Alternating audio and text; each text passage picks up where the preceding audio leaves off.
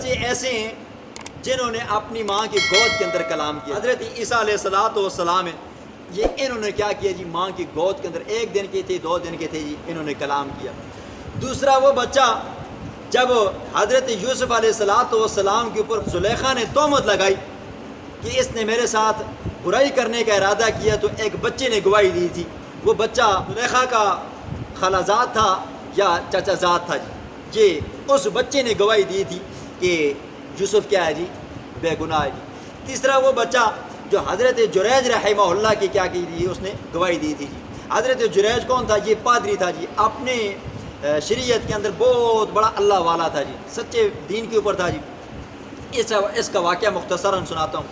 حضرت جریج رحمہ اللہ اپنے زمانے کے اندر چونکہ ولی تھے جی، نماز پڑھ رہے تھے تو ماں نے بلایا. یہ دیکھیں نا جی، ماں کی قدر نہیں کرتے نا جی. ماں کی دعاؤں سے بندہ اللہ کا ولی بھی بنتا ہے، اور کیا ہو جاتا ہے جی، بندے کے اوپر پھر طرح طرح کی مصیبتیں بھی آتی ہیں جی. ولی کیا بنتا ہے جی، اس کی مثال آپ کے سامنے جی. حضرت بایزید بستامی رحمہ اللہ بڑا اللہ والا تھا جی. پوری زندگی چکر کاٹتا رہا، ریاضتیں کرتا رہا، تجدیں پڑھتا رہا، علم سیکھتا رہا، لیکن چاہتا تھا کہ میں ولی بن جاؤں. لیکن ولایت پھر کہاں سے ملی جی؟ ماں کی خدمت کی تو اللہ نے کیا کیا جی، اس کو ولایت کے مقام پر فائز کیا. ایک مرتبہ نماز پڑھ رہے تھے، ماں نے آواز دی جریج، تو جریج نماز میں تھے. کہا کہ ابھی نماز ختم کرتا ہوں تو کیا کرتا ہوں، ماں کی بات سن لیتا ہوں. جیسے ہی نماز ختم کی تو ماں خاموش ہو گئی. تو انہوں نے سوچا کہ بھئی اب دوبارہ دوسری نماز شروع کرتا ہوں. دوسری شروع کی تو ماں نے درمیان میں پھر وقفہ دیا، آواز دی تو بول نہ سکی جی. تیسری آواز دی تو تب بول نہ سکی، تو ماں نے بددعا دے دی. ماں نے بددعا کیا دی؟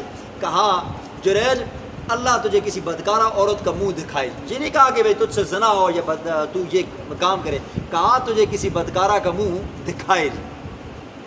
بات آئی گئی ختم ہوگی. حضرت جریج رحمہ اللہ کی والدہ فوت ہو گئی. حضرت جریج رحمہ اللہ اپنا کنبہ قبیلہ چھوڑ کر، بیوی کو چھوڑ کر وہ جنگل بیابان کے اندر چلے گئے. وہاں پر گئے، ایک عورت اس کے پاس آئی، کہنے لگی کہ آپ میرے ساتھ بدکاری کرو جی. تو حضرت جریج رحمہ اللہ نے فرمایا میں اپنی بیوی کو چھوڑ کر آیا ہوں تو میں آپ کے ساتھ کیسے بدکاری کر سکتا ہوں جی. تو وہ عورت نہ مانی. خیر وہاں سے وہ عورت چلی گئی اور کسی کے ساتھ منہ کالا کیا جی.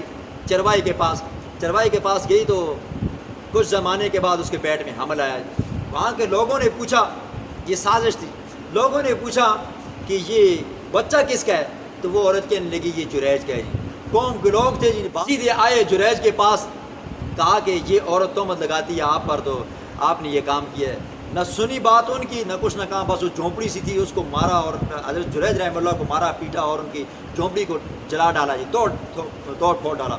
جب صحیح پیٹا نہ، کہا کہ میری بات تو سنو، مجھے اس سے بات تو کرواؤ. وہ حضرت جریج رحمہ اللہ کے پاس وہ عورت اپنا بچہ لے کر آئی. تو حضرت جریج رحمہ اللہ نے کہا کہ بچے کو کہا اللہ کے حکم سے بول تو کس کا بچہ ہے. وہ بچہ ماں کی گود میں بولا، کہا میں فلاں چروائے کا کیا ہوں جی، بچہ ہوں جی. تو یہ بچہ، یہ تیسرا وہ بچہ ہے جس نے کیا کیا جی، ماں کی گود کے اندر بولا جی. یہ دیکھیں جی، ماں کی چھوٹی سی بددعا جو کیا ہوئی جی حضرت جریج رحمہ اللہ کو لگی.